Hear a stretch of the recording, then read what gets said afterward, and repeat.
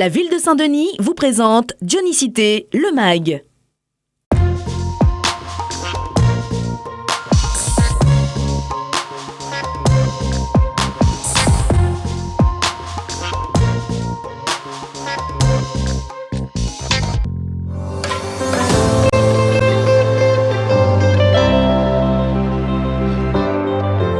Notre ville fête cette année son 350e anniversaire, l'occasion pour nous de partager avec vous les secrets de sa fondation et donc de notre histoire. C'est ici, vers le Barachois, qu'en 1669 tout commence. C'est dans ces lieux qu'Étienne Regnault, premier gouverneur de l'île Bourbon, y établit sa résidence. Fasciné par la fertilité de ces terres, il décida de fonder Saint-Denis et de lui donner une place importante, chef-lieu de l'île Bourbon. À partir de cette date clé, s'entame le développement de la ville et de sa population. Une des toutes premières naissances répertoriées, qui est celle d'Antoine Fontaine, fils de Jacques Fontaine, issu de Paris, rue du Faubourg Saint-Antoine, c'était un menuisier. Et Marie-Anne Sanne, qui était une malgache. Donc là, on célèbre les tout premiers dionysiens et en même temps le métissage originel de Saint-Denis et de la Réunion. En plus d'une plaque commémorative installée au Barachois, la ville a rendu hommage à son fondateur en inaugurant la rue Étienne Regnault près de l'ancien hôtel de ville. Une mise en lumière de notre patrimoine qui a été suivie d'une conférence de l'historien Laurent Waro. Le but, dévoiler au grand public les richesses et les secrets de notre histoire. Le saviez-vous, en 1725, Saint-Denis est abandonné au profit de Saint-Paul. Mais en 1738, Mahé de la Bourdonnais redonnera à Saint-Denis sa place de chef-lieu. Il va notamment reconcentrer en fait toute la force de travail des esclaves de la Réunion dans l'espace du Barachois de Saint-Denis pour notamment terminer la loge du gouverneur, les magasins de la compagnie. Donc on est dans la zone qui deviendra aujourd'hui la préfecture.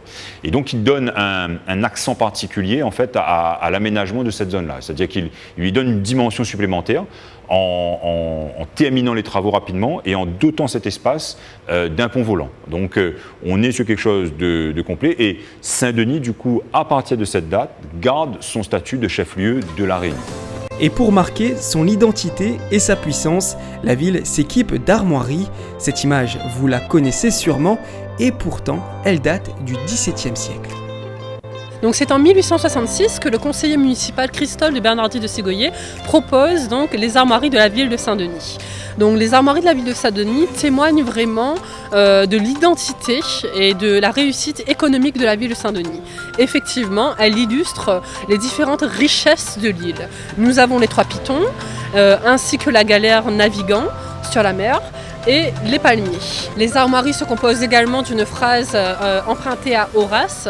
Plus que tout, ce petit coin de terre me sourit. Cette phrase donc signe l'identité de Saint-Denis comme une ville où il fait bon vivre.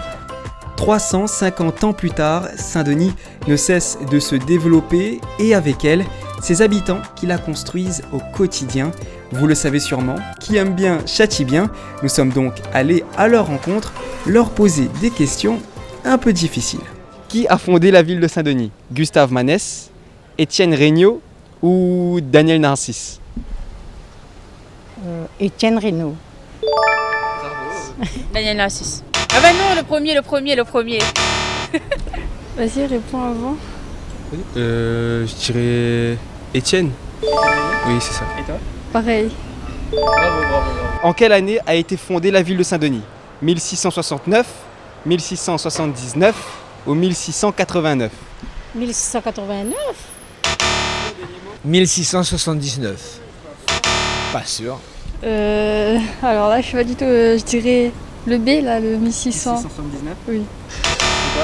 Le A, 1669. Bravo. Combien de temps a-t-il fallu pour créer l'ancien hôtel de ville ?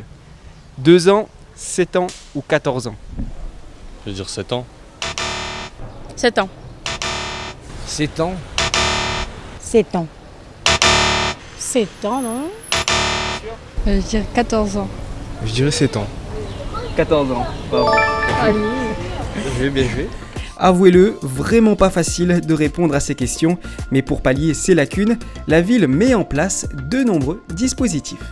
Parmi tout ce qui est mis en place par la ville de Saint-Denis, en fait, moi je participe à la mise en valeur de ce bâtiment. Donc je fais visiter les différentes salles, que ce soit le grand salon, la salle des mariages, avec les matériaux. Le patrimoine, ça appartient à tout le monde.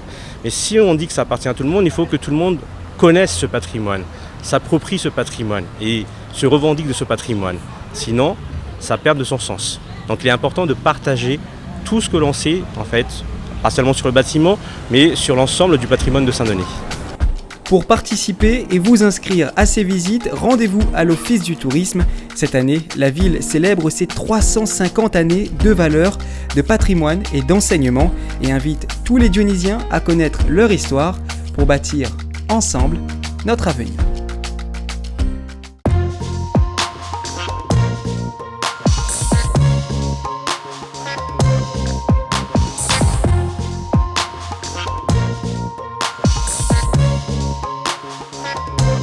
La ville de Saint-Denis vous a présenté Dionysité le Mag.